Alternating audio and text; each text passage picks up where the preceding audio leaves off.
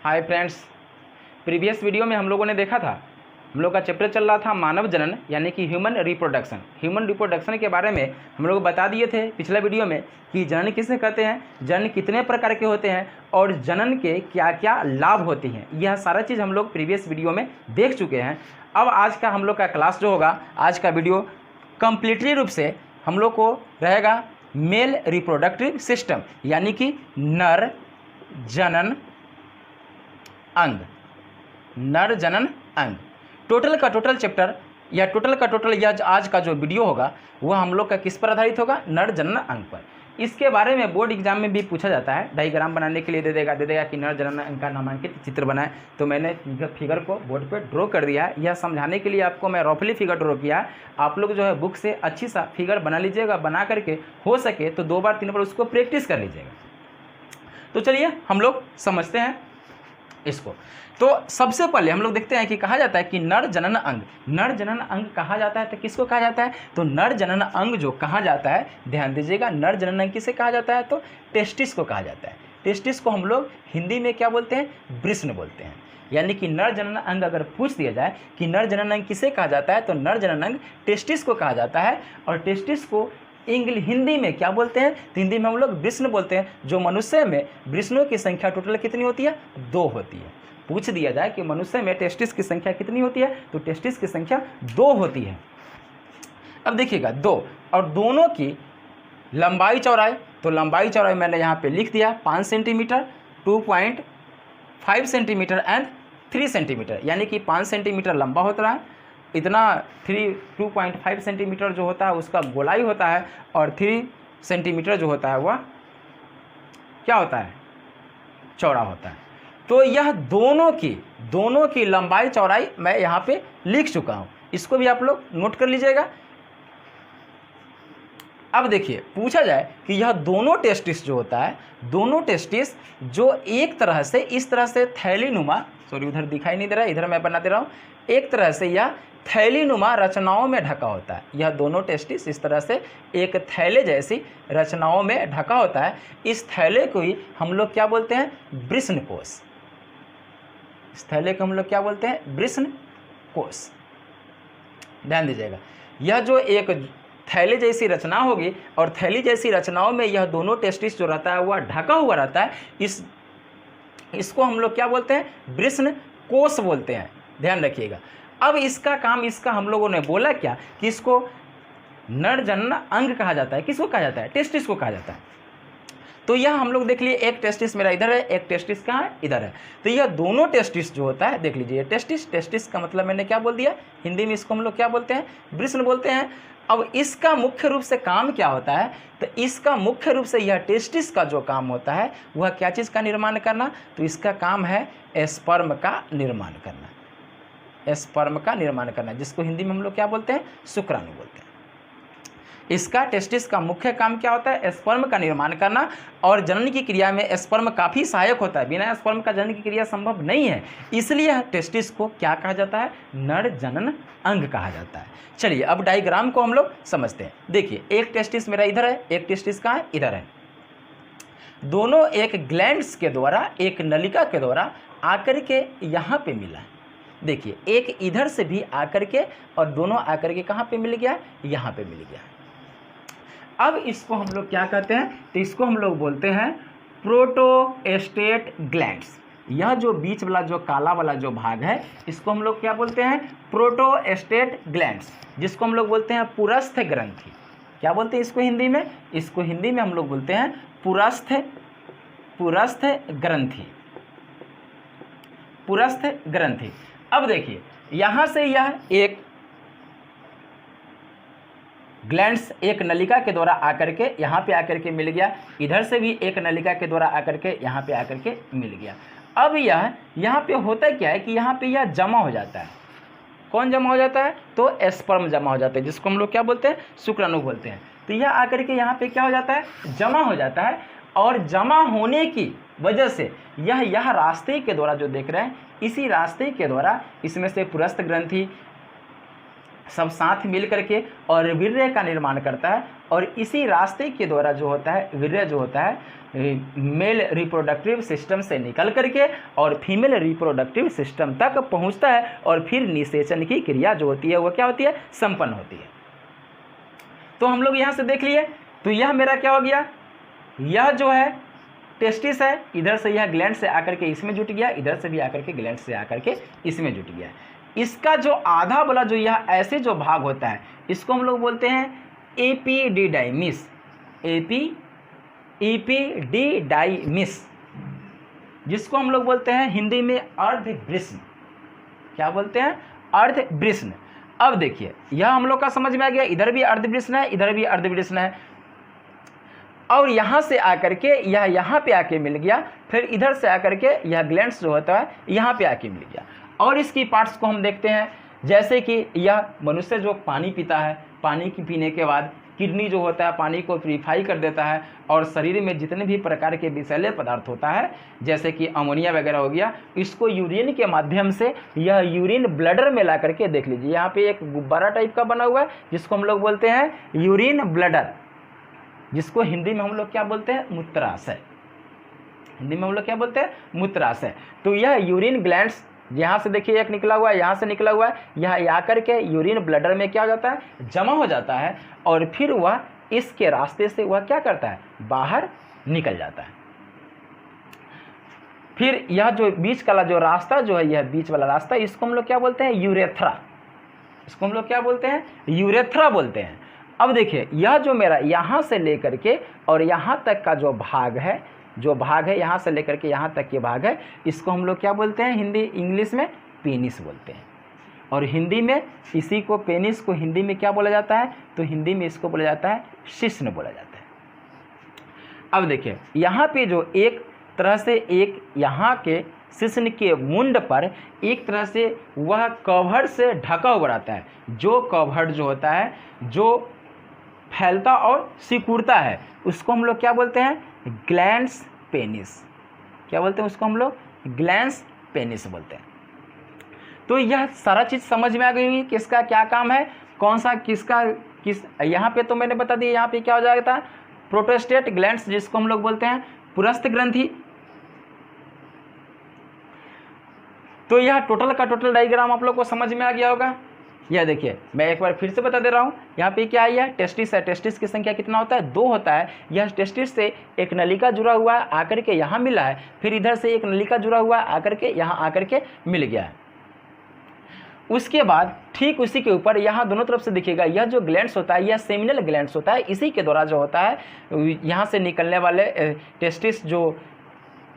Testis में जो sperm का निर्माण होता है वहीं से निकल करके यहाँ पे जमा होता है। यहाँ पे जमा होने के बाद क्या होता है, स्पर्म परिपक्व होता है, मैच्योर होता है, यहाँ पे इसका पूरी तरह से पोषण होता है, और पोषण होने के बाद वह इस रास्ते के द्वारा वह शरीर से बाहर निकलता है और फीमेल रिप्रोडक्टिव सिस्टम तक वह क्या करता है, पहुँचता है।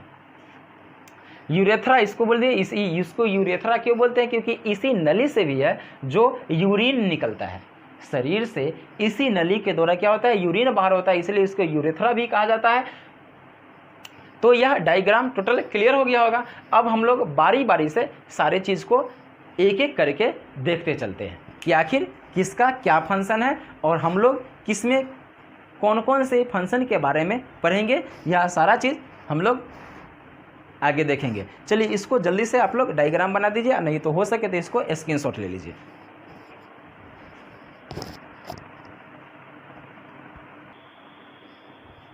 चलिए अगला हेडिंग दीजिएगा, वृषण। तो वृषण के बारे में मैं समझा चुका हूँ कि मनुष्य में वृषण की संख्या यानी टेस्टिस की संख्या कितनी होती है, 2 होती है, और दोनों टेस्टिस जो रहता है एक थैलेनुमा रचनाओं से जुड़ा रहता है, जिस थैलेनुमा रचनाओं को हम लोग क्या कहते हैं, वृषण कोष कहते हैं। वृषण क्या कहते हैं, कोष कहते हैं। चलिए इसको हम लोग समझते हैं। क्या बोल रहा है, ध्यान दीजिएगा, बोल रहा है कि वृषण पुरुष का प्रमुख जनन अंग है, यानी कि वृषण जो है, टेस्टिस जो है, पुरुष का सबसे प्रमुख जनन अंग है। क्यों जनन अंग है, क्योंकि इसी में स्पर्म का यानी शुक्राणु का निर्माण होता है। किसमें होता है, टेस्टिस में होता है। देखिएगा इसमें शुक्राणु का निर्माण होता है।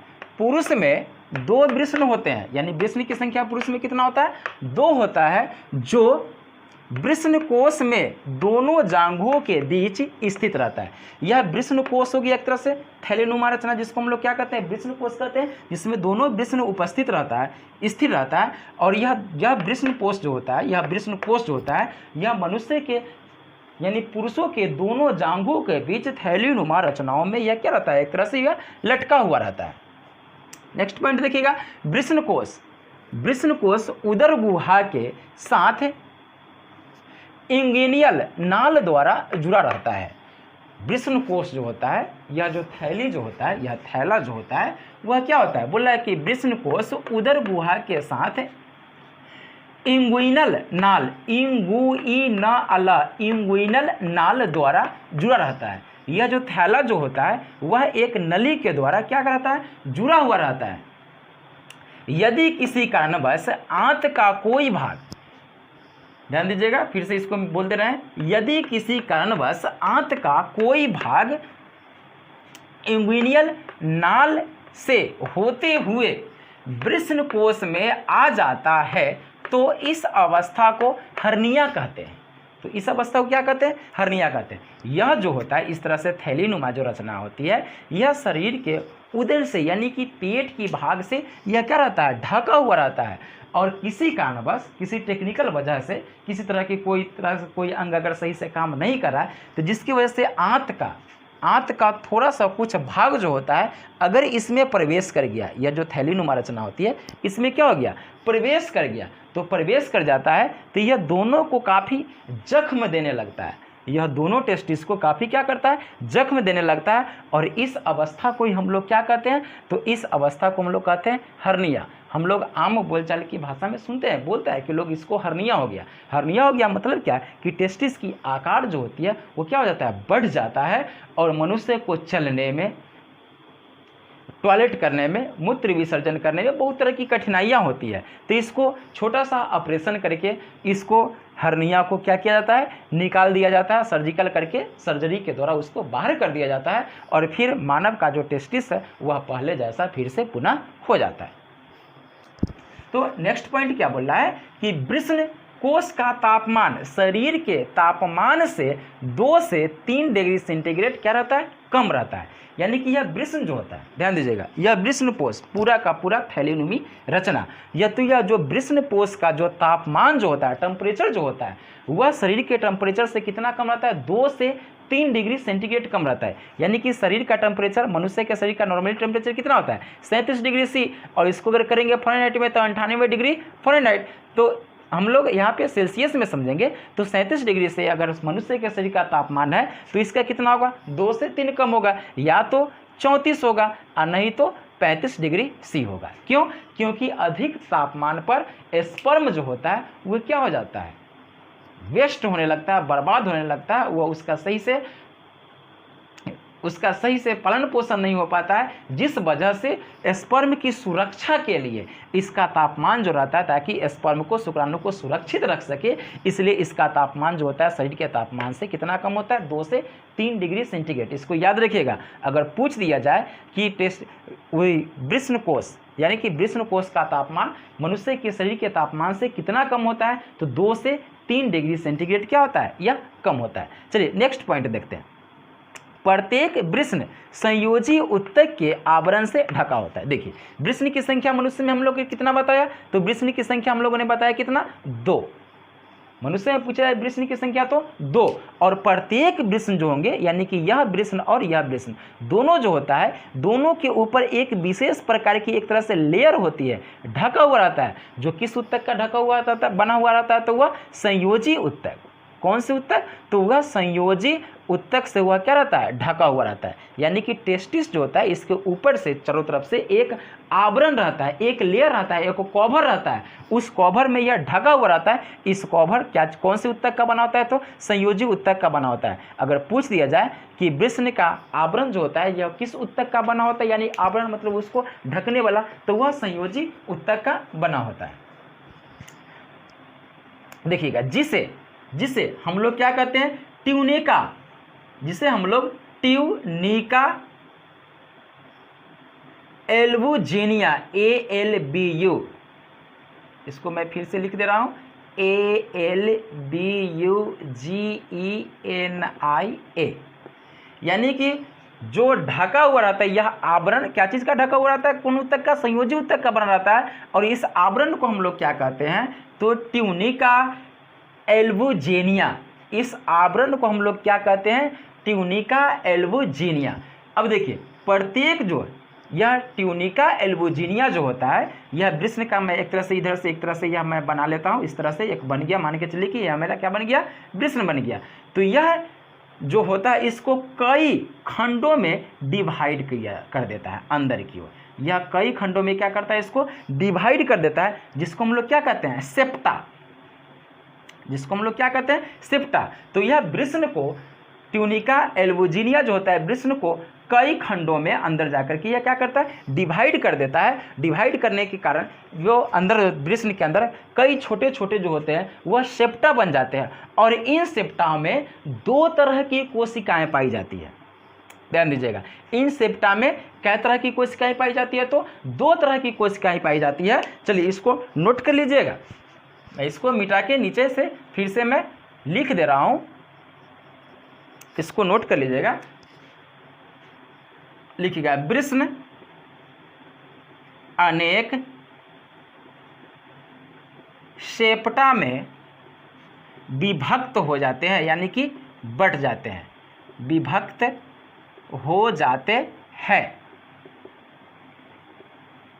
इन सेप्टा में विभक्त हो जाते हैं जो कई खंडों में होता है। इन खंडों में दो तरह की कोशिकाएं होती है। दो तरह की कोशिकाएं होती है। एक हो जाएगा मेरा जनन कोशिका।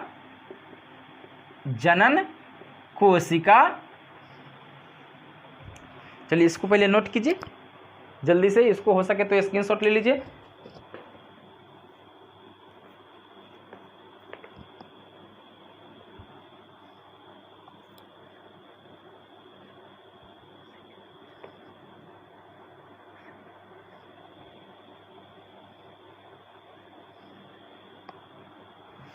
समझ गए? मैं एक बार फिर से पढ़ दे रहा हूं। वृष्ण अनेक सेप्टा में विभक्त हो जाते हैं। इन खंडों में कई तरह की इन खंडों में मुख्य तरह से कई तरह की कोशिका होती है? दो तरह की कोशिकाएं होती है। एक होती है शुक्राणु जनन कोशिका, और इसको फिर से मिला लीजिएगा, शुक्राणु जनन कोशिका, शुक्राणु जनन कोशिका। और दूसरा क्या होता है हम लोग का? तो दूसरा होता है सहायक कोशिका। दूसरा क्या होता है? सहायक कोशिका। अब देखिए, वृष्ण कई छोटे छोटे, या जो वृष्ण होता है इसके अंदर कई छोटे छोटे खंड होते हैं। इन खंडों में इस तरह से एक छोटा छोटा कोष्ठ बन रहता है। इन खंडों में क्या होता है कि दो तरह के कोशिका पाए जाते हैं। एक कोशिका को हम लोग बोलते हैं शुक्राणु जनन कोशिका, और दूसरे कोशिका को हम लोग क्या बोलते हैं? सहायक कोशिका। इसको नोट डाउन कर लीजिए, फिर नेक्स्ट पॉइंट हम लोग देखते हैं।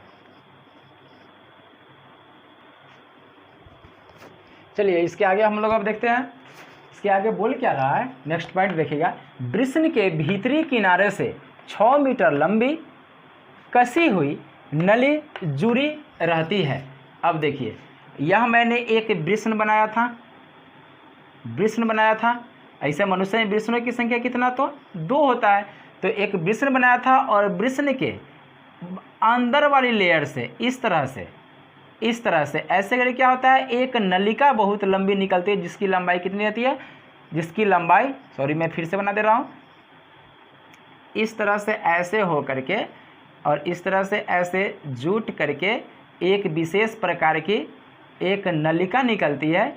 और इसी नलिका के द्वारा इस तरह से एक नलिका निकलती है, ऐसे करके ऊपर जाता है, जाकर के यह पुरस्थ ग्रंथि में जाकर के क्या करता है? मिल जाता है। तो इसी नलिका को हम लोग, यह जो कसा हुआ भाग रहता है, इसी को हम लोग क्या बोलते हैं? अधिवृष्ण, यानी कि एपिडिडाइमिस।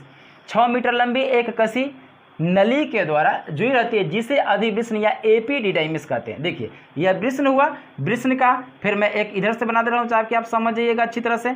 इस तरह से एक नली निकलती है और यह जो रचना होती है इतना दूर का जो इस तरह से जो यह कसी हुई रचना होता है, इसी को हम लोग क्या बोलते हैं, अधिवृष्ण या वृष्णकोश। यह नली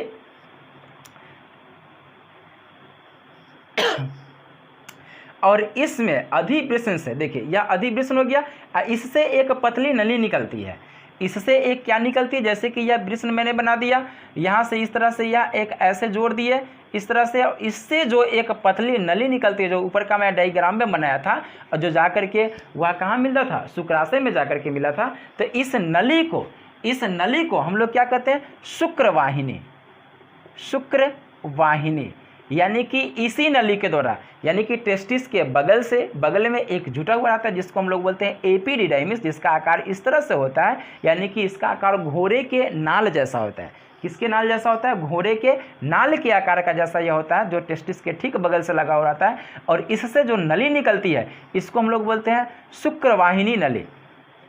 और इसी नली के द्वारा शुक्राणु जो होता है वह कहाँ पहुँचता है, शुक्राशय में पहुँचता है, जिसे हम लोग क्या कहते हैं, शुक्र नाली कहते हैं। देखिए प्रत्येक शुक्रवाहिनी नलिका शुक्राशय में जाकर मिल जाती है। अब देखिए इधर से एक टेस्टिस है तो इधर से एक शुक्रवाहिनी नलिका निकला और इधर से एक शुक्रवाहिनी नलिका निकला, दोनों नलिका मिल करके कहाँ जाकर के मिल जाता है, शुक्राशय में। इस तरह से मैंने बनाया था, मैं फिर से एक तरह से बना दे रहा हूँ। आगे इस तरह से ऊपर तक क्या मेरा बना हुआ, यूरिन ब्लडर, जो दोनों तरह से एक नली इस तरह से जुड़ी थी, इधर से भी एक जुड़ी थी, और ठीक इसके नीचे से इस तरह से एक गोलाकार बना हुआ था जिसमें पूरा का पूरा स्पर्म भरा हुआ था। इसी को हम लोग बोले थे शुक्राशय। तो यह क्या करता है, शुक्राशय में जाकर क्या करती है, मिल जाती है और स्खलन नली का निर्माण करती है। फिर यहाँ से इस तरह से यह लंबा इस तरह से निकला था और इस तरह से यह रचनाएं बनी थी जो आगे चल करके और इसी नली का निर्माण करता है, जो आगे चल करके मूत्र मार्ग से मिल जाता है। देखिए मूत्र मार्ग, यूरिन ब्लडर यह हो गया जिसमें मूत्राशय, जिसको इसमें यूरिन सब क्या रहता है, जमा रहता है, और यह इसी से अटैच होकर के यहाँ होता है, और यह जिसको हम लोग क्या बोले थे, पेनिस, और इसी के मुंह के द्वारा जो होता है क्या होता है, मूत्र बाहर निकल जाता है, और इसी के द्वारा जो होता है स्पर्म भी क्या करता है, बाहर निकलता है।